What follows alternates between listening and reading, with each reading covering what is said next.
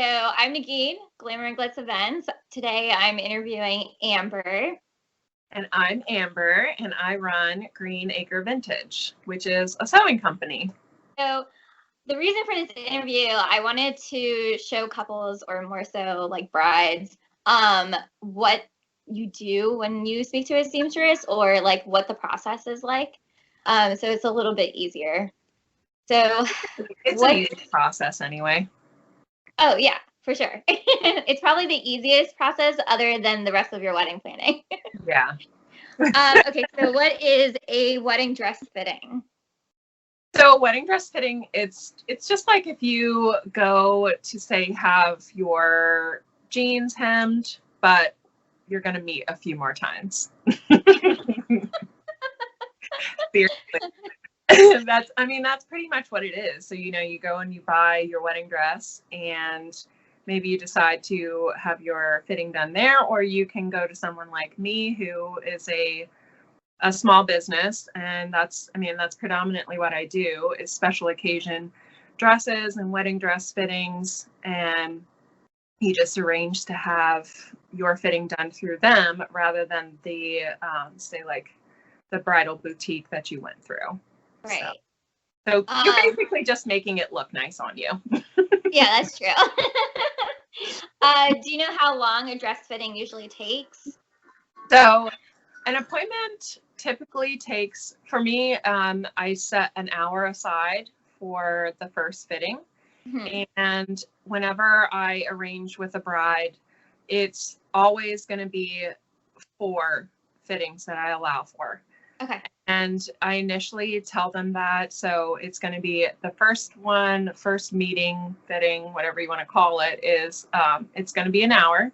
And we're going to take a look at how the dress fits, what changes that you want to make, and whether or not those changes are going to be able to be done. That's a huge thing. Mm-hmm. And then I go over, basically I can give them like an estimate of how much it's going to cost, what kind of materials they may need.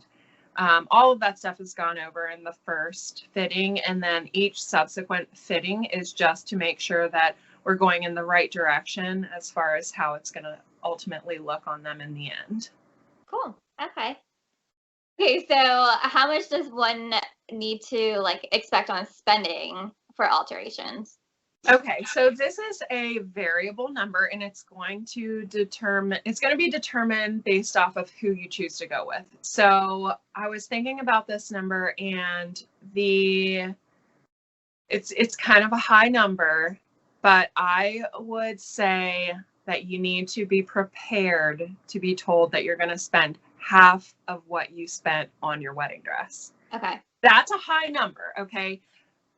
With me, I would say my average is in the couple hundreds. Mm-hmm. But let's say you spent $1,600 on your wedding dress. Well, you should definitely be prepared to be told that it's going to cost you $800 if you go through a boutique. A boutique, yeah. Now, there's a couple reasons for that, and I did want to go over this. Mm-hmm. The reason is because, number one, with a boutique, of course, they have overhead that they have to take care of. But also you have to consider that they may send their work out. They may not do their work in-house. And I know this because I have been contacted by a couple of bridal houses. And, if they get to a point where it's a busy time of the year and their in-house seamstresses they have too much work, they may have to send it out to a subcontractor. So you have to take that into consideration too. So I would definitely be asking those questions when you go to buy your wedding dress, and maybe do a little bit of research before you go. Right. Honestly, I didn't even know that. I just figured they just did it in-house. But yeah, a lot of places do. Yeah, but then wouldn't it make sense to go to someone like you then to skip the middleman, basically? I think so, obviously.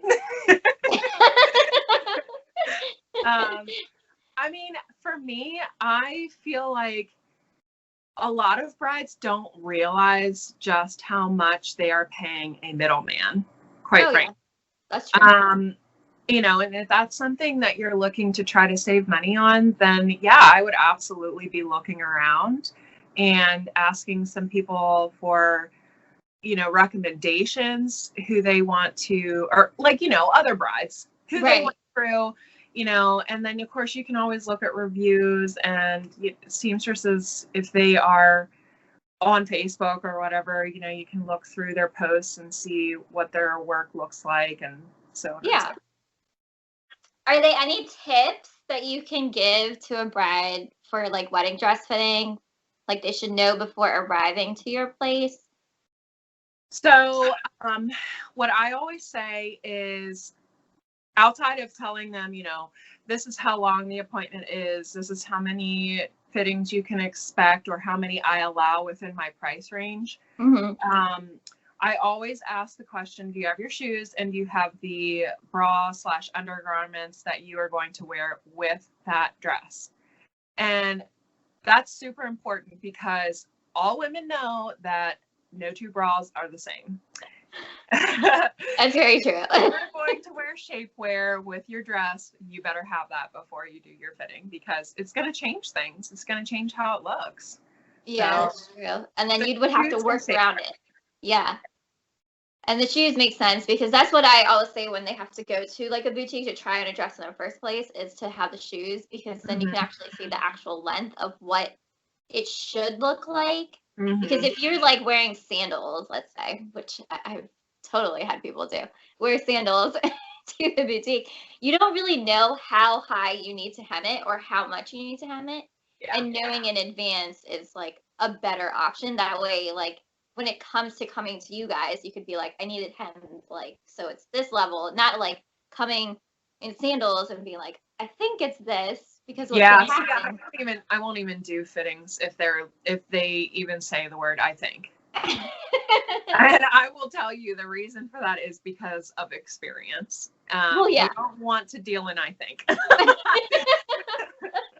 Well, that's so true, because, and also like they'll take it home and they'll be like disappointed that it's not fitting with the shoe that they had in mind. Exactly.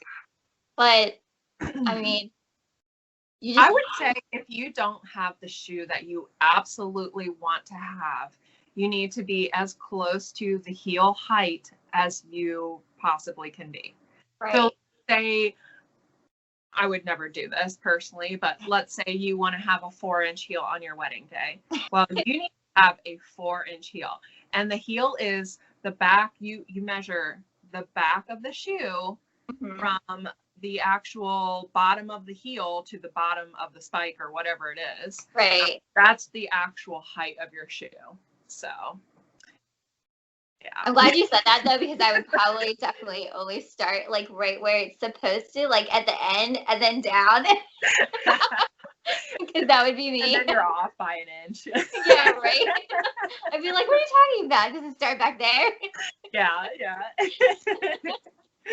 I thought that was just part of the shoe. No. Oh my gosh. Okay, so what is like basic hemming?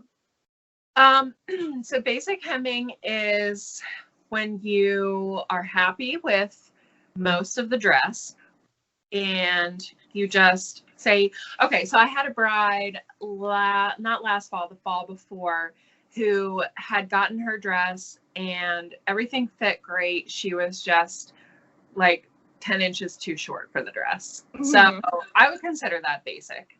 Okay. And that's just where you are shortening the skirt. There's a few different ways to do it. I always offer a couple of different options for brides, especially if you have a longer train, because if you buy a dress with a long train, chances are you want to keep your long train, right? You don't want to take any length off of it. So sometimes I offer the option to do, say, like just a front hem, where say like you have, an A line and you've got like your two seams coming down. Well, I will offer to do like a basic, just kind of like a curved hem in the front, so that you can walk with the dress on, but you don't lose the length overall in the dress. Oh, okay. That makes sense. Yeah. And let me just backtrack a little bit, because one thing that we wanted to talk about was if you're trying to lose weight. Oh, yeah, that's right. So this has got to be the number one thing that I hear from a bride. I will hear something along the lines of, I have my dress and it fits, but I want to lose X amount of weight before my wedding dress or before my wedding date. Mm-hmm. And I'm like, okay. So in a busy season for a wedding dress, I want to have at least 4 weeks to turn that around. That's going to be pretty fast for most alterations. I mean, from what I have heard, you can expect to see anywhere from like 6 weeks to 8 weeks, and maybe even more, just depending on how busy the seamstress is. So, like, I have a bride right now who she has an April wedding, and we are supposed to be meeting now because she wanted to lose as much weight as possible. Okay. So I would say if you are trying to lose some weight, then you definitely need to contact the seamstress, ask how much time that they need. That's a huge thing. Mm-hmm. And then you need to plan accordingly. And the other thing I will say is I never want to see a bride the week of her wedding. That is the last place I want to see a bride, is the week of her wedding, because anyone who knows, weddings are the most work gets done the week of the wedding, and I do not want to see you. And that's, I mean, I don't mean to sound rude saying that, but you know, that's the last thing you want to be dealing with is dress fittings the week of your wedding. So I always tell the bride, like, I'm delivering your dress the Friday before the wedding at the very latest. So. Oh my God. That's so true though, because like I feel like the week of the wedding you're so stressed out about everything else. And then just like putting dress fitting into that, I feel like it's just a nightmare. Yeah. And it was like that this last year. I mean, of course, nothing was normal this last year, but I did one dress that I was fitting up to like a few days before the wedding, and I just don't want to do that. Yeah, no. You don't want to be dealing with that. I mean, that's kind of stressful because it's like you're on rush, and then so are they. Yes. But yeah. Yep. So that's what I would say, and that's what basic hemming is, just like your skirt. Okay. Should be considering that. Okay. Can they add details to their dress? Yes, absolutely. That's actually my favorite part of alterations, because of course that's where I get to be creative. And I have done, last year I added a bow detail to a dress. And that one was a lot of fun because it was totally different in the end than what it looked like from the beginning. So we started out with a sweetheart neckline that had an illusion. So, if you know what a sweetheart neckline is, if you're watching this and you don't know what I'm talking about, sweetheart is like, it looks like a heart. And then an illusion neckline is basically a flesh toned, sheer, basically almost like a netting fabric that creates the illusion that you only have the sweetheart neckline on. Wanted all of that changed.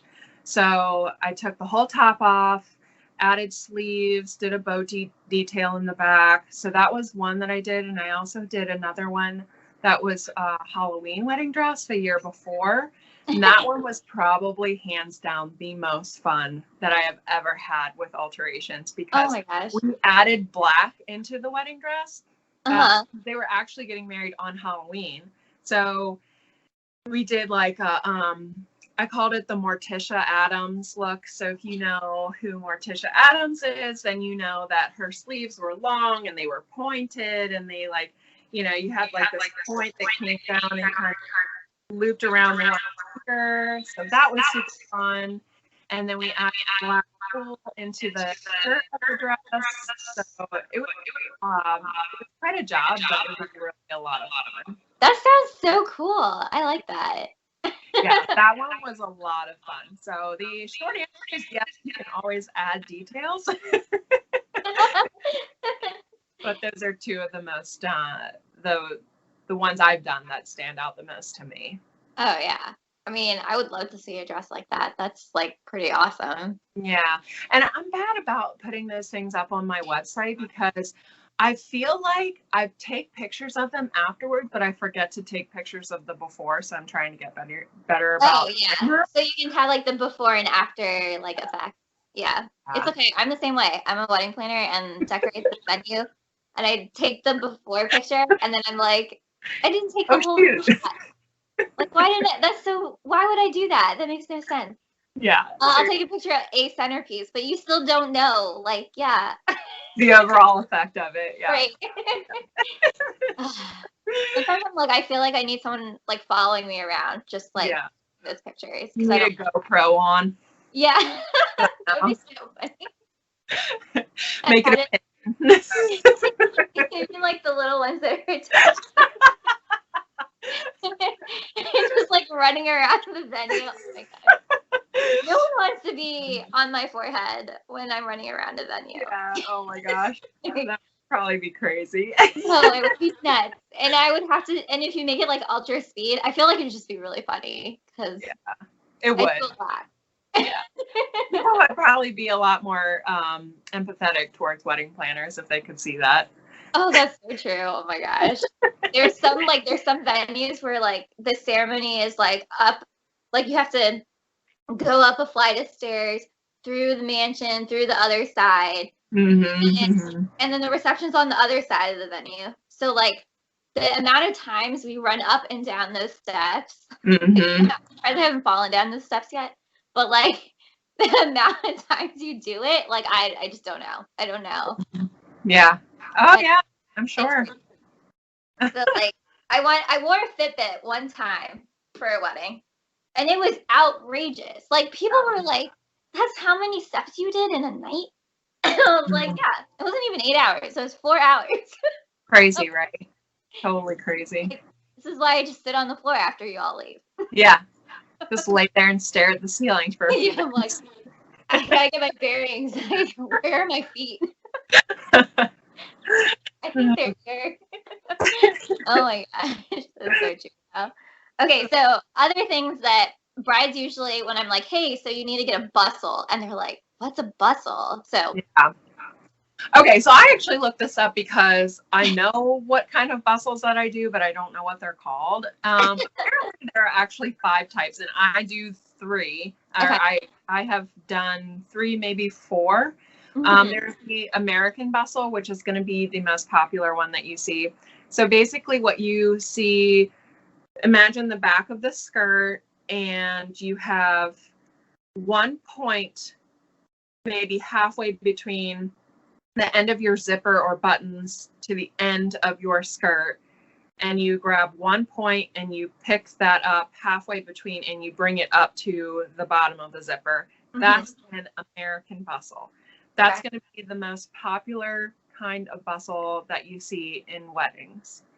So that I probably do that the most. The second kind is a French bustle, and that is going to be, imagine the same exact thing, except instead of over top, you're going to go underneath. So you're going to basically have like a, what is that? Like a bubble, basically, of fabric that's laying down, and then you have the rest of your skirt that is maybe trailing a little bit. The third kind is a royal. It's called a royal bustle. This is something that I do for very long trains. And when I say very long, I'm talking like probably 10 feet out or whatever, something crazy like that. Right. So basically that's where you will have to double it up twice. So imagine, like I said, the zipper and then the end of the skirt, and then imagine like, a little bit more than halfway, you pick a point and then you gather it, and then you pick another point about halfway from that to the zipper. That makes sense? Am I making sense here? So like 2 points in the skirt. Right. You bring up the furthest one away first, and then you pick up the second point and you bring them together in the skirt all. Oh yeah. Yeah. So like kind of stacked, but not. So that's that's for like a big dress. So I've only done one of those maybe once or twice. The other one that I've done was apparently it's called a ballroom bustle. And the reason it's called that is because there's no real change to the dress as far as how it looks. It's just that you take a couple of points on the skirt and you just kind of hook them under the dress. So it still looks the same. It's just a little shorter. Okay. Yeah. So if you imagine those dresses that have a lot of poof on the bottom or have like the chiffon, like the ribbon look, or, you know, like kind of like the horsehair brie where it's just like really, really flouncy. Yeah. You can do that where it just goes up under the skirt a little bit. So you maintain the look of it, but it's just shorter so no one's going to step on it. So those are the kinds of bustles. There's so many bustles. And it's so funny because like I know a bustle from the other point of view of like actually attaching the bustle on the day of. And like one of the main points I've always tell people, at least when they're like my wedding planning clients, like the full ones, have someone there the day of. Yes. That knows how to do it. Yes. Because otherwise I have to do it, and then I have to feel up your dress to try to figure out where the hooks are. And it's not fun for me, and it takes forever sometimes because I'm like, I can't see anything. Yeah.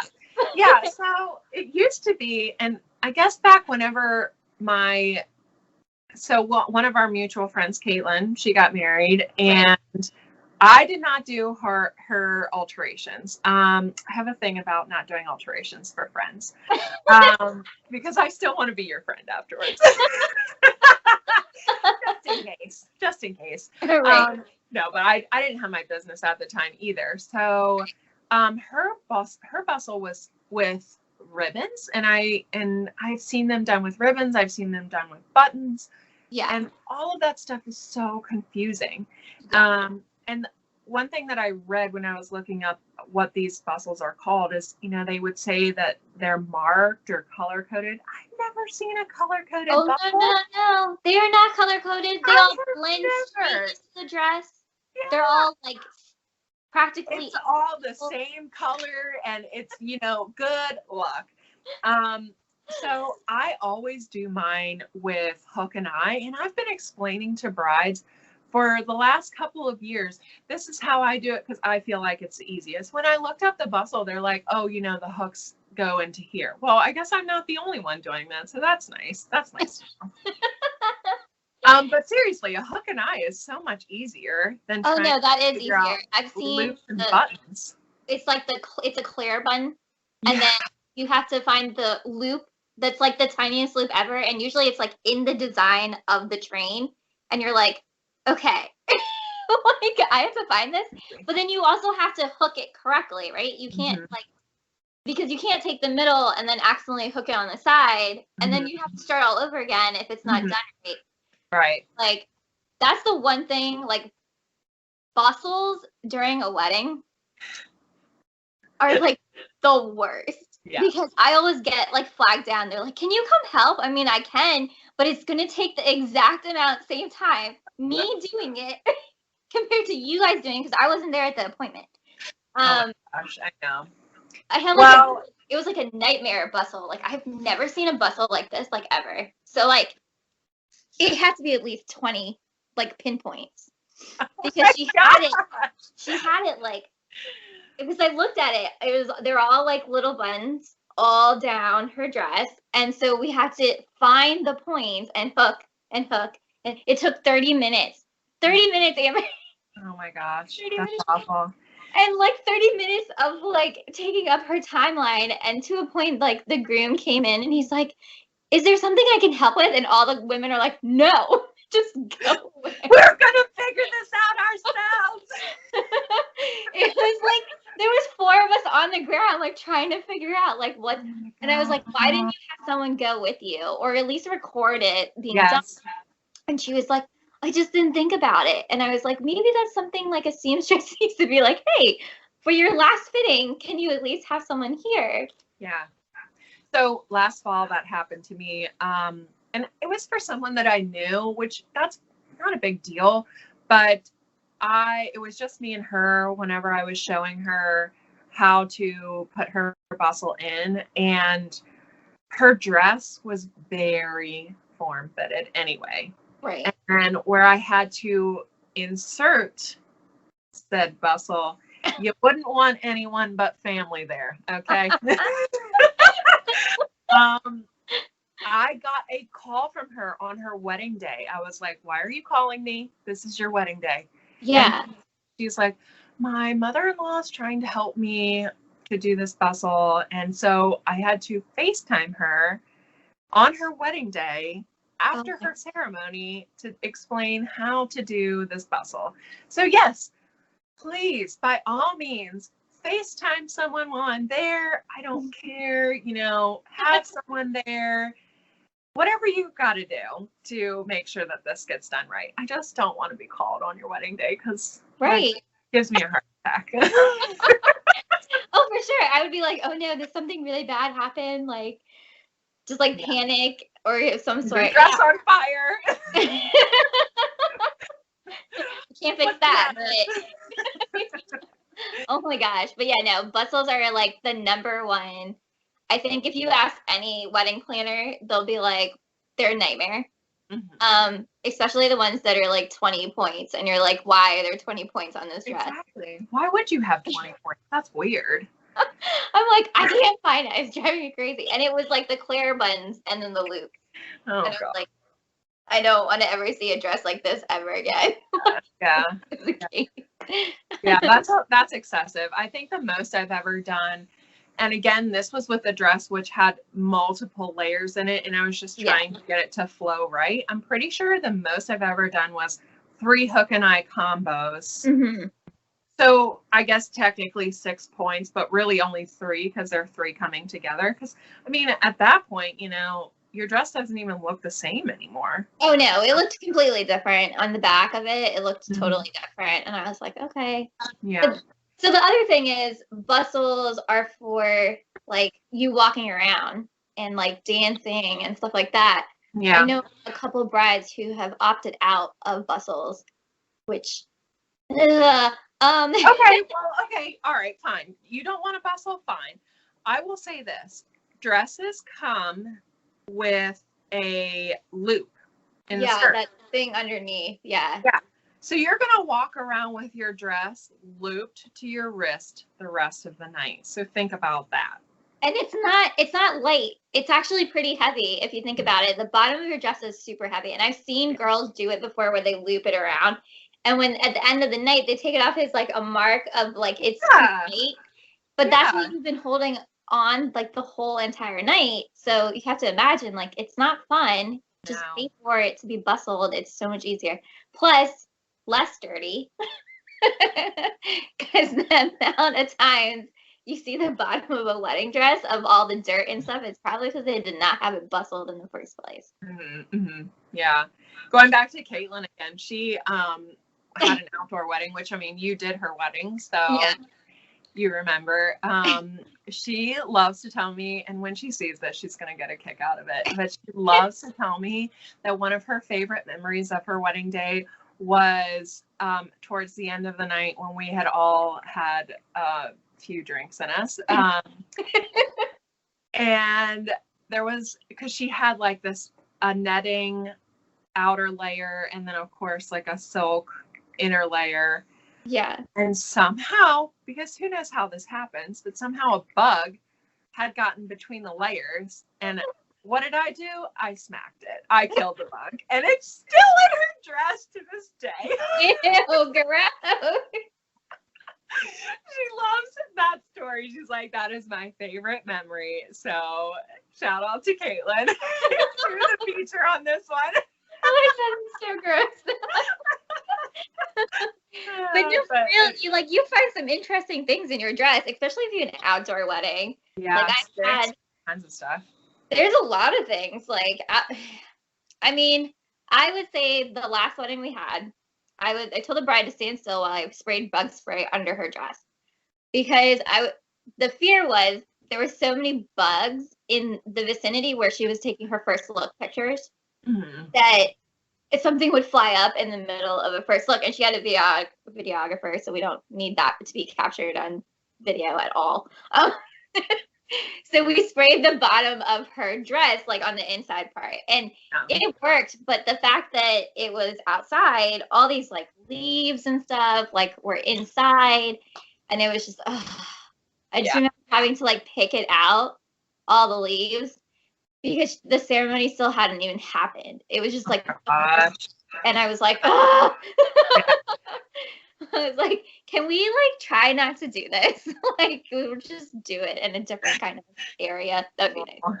Well, and you know what? That's actually a good point, because if you're having an outdoor wedding, that's one of the questions I always ask. Is this dress going to be on the grass or outside? And then we kind of go over, we being me and the bride, go over some options. And usually when it comes to an outdoor wedding, I recommend having a bustle. And then I tell them, if you're going to be in an outdoor ceremony, bustle your dress until you get to the point where you are going to walk down the aisle.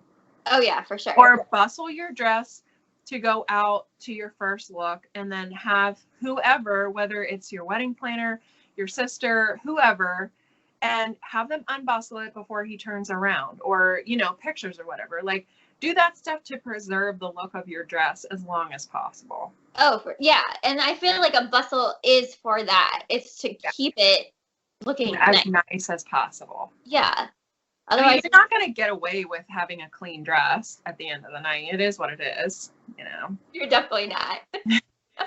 You're going to sweat more than you've ever sweated in anything in that dress. I don't care what time of year it is.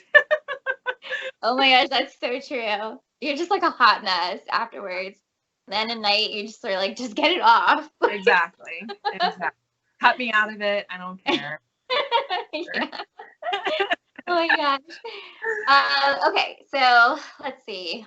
Do you have any other tips or? I don't think I have other tips. One thing I'm thinking about is a wedding I did last year, and I will say this, okay? So all bodies are shaped differently, and doesn't matter, you know, you may think that you're symmetrical in certain areas and you're not. So there may be things that you want to consider as far as like enhancements are concerned. And I'm not just talking about the bust area. I did work on a dress last year where the bride was slender through the hips. Mm-hmm. And nothing wrong with that. Her dress was shaped, you know, like this, and then it's shaped like this, because into the skirt part, it got slender again, and then she had a trumpet skirt. So her hips did not fill out the dress, and it came through in her alterations.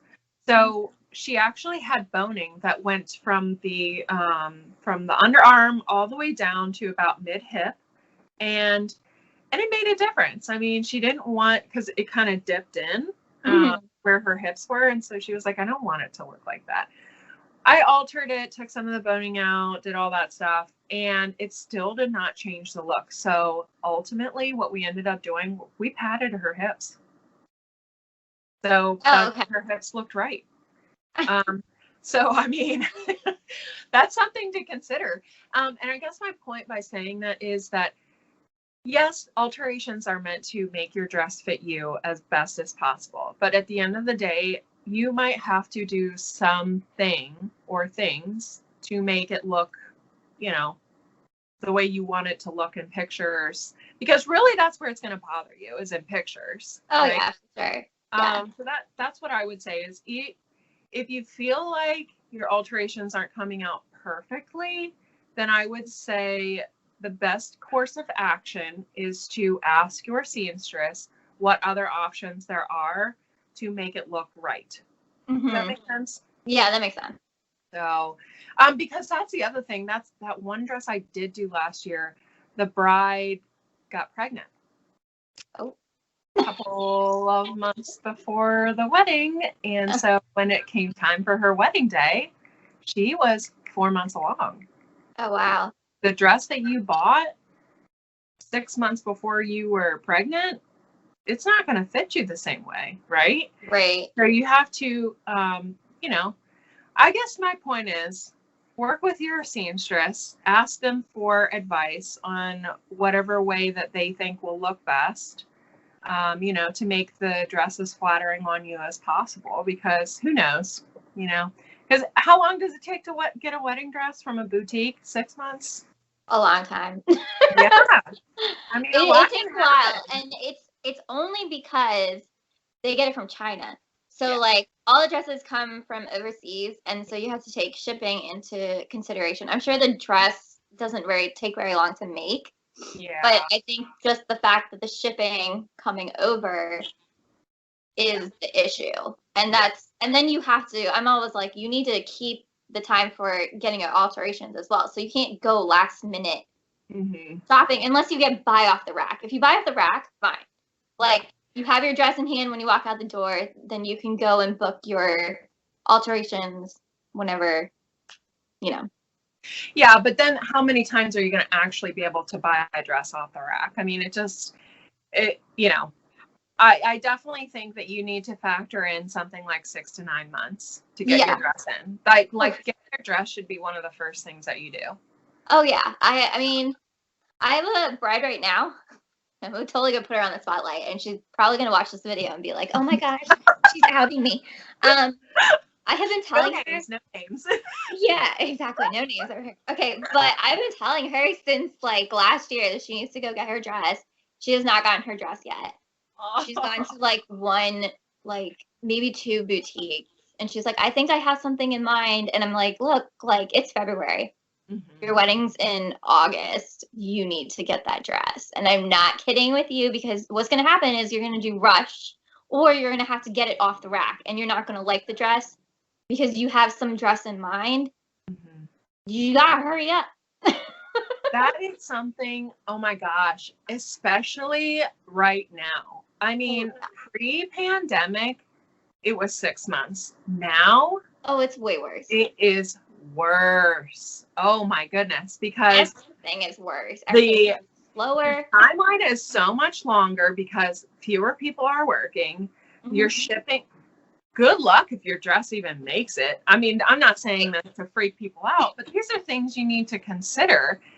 How long is it going to take? Because last year, one of my brides went and shopped for her wedding. She had an October wedding. Shopped for her dress in December of 2019. Yeah. Received her dress in September. Now, granted, the whole world was shut down for, 2 of those months. Right. And, nothing was being allowed in and all that stuff. So all that has changed now, but it's something to consider. Oh, no, it really is. And I don't even know how many times I'm like, look, you get your venue. But like, I would say the venue and your dress should come hand in hand. Yes. Go get your dress. Yeah. And boutique doesn't need to know what day your wedding is. Like, even if you don't have you have a specific idea of when it's supposed to be. Yeah. Go get the dress. And like, right now it's like pushing it. I don't think she even has gotten her dress, honestly. Not gonna lie, that's probably not. She hasn't gotten it. But yeah, well, okay, so then that creates other problems too, right? Because say you wait and you're like 6 months before your wedding date or fewer, and you go and buy a dress, and then they tell you, oh, it's going to take 4 months to get this dress in. Well, then that leaves 6 weeks to get alterations done? Yeah. Maybe. And you're at the height of the wedding season at that point. Guess what? You're paying extra. Oh yeah, it's going to be rushed. Because not only are you paying regular, but also these seamstresses, whoever's working on your dress, is going to be like, well, that's going to be an extra fee because now I've got to work, a 12-hour day or whatever, where I wouldn't have been before. So that's something to consider too. I mean, ultimately, just waiting you're just costing yourself more money than you need to. Exactly. And honestly, I say that with everything. You shouldn't wait till the last minute. You need to do it like in a timely manner. Not like weddings are not last minute. You have to do it in the correct time. Yeah. Well, and especially now. I mean, you really need to consider that now. That's Unless you're going to have a backyard wedding and you're ordering your dress from a 2-day shipping supplier and it's going to be made out of costume satin, you know. Yeah, exactly. You're like, okay. Best of We'll luck. see. But okay, so you don't only do wedding dresses. You Right. also do alterations for like bridesmaid dresses and mother of the bride. And Yes. I guess All of the above. Do you do like groom stuff? Yes, I do. Okay. Yeah. The only thing I don't do is upholstery. Totally different set of skills. Oh yeah, for sure. And all these different tools. Oh man. Yeah, absolutely. Awesome. Yay. Well, thank you for having me. Of course. It was a pleasure. Yeah, it's very fun. It was fun. It was fun chatting. And at least now everyone knows everything they need to know. Yes. And if not, then you can always reach me through Facebook. Or my website. Yeah. You can visit her on her website. Yeah. I'll make sure to put the contact information below. Thank you so much. You're welcome. All right. Well, have a great day. You too. Bye. Bye.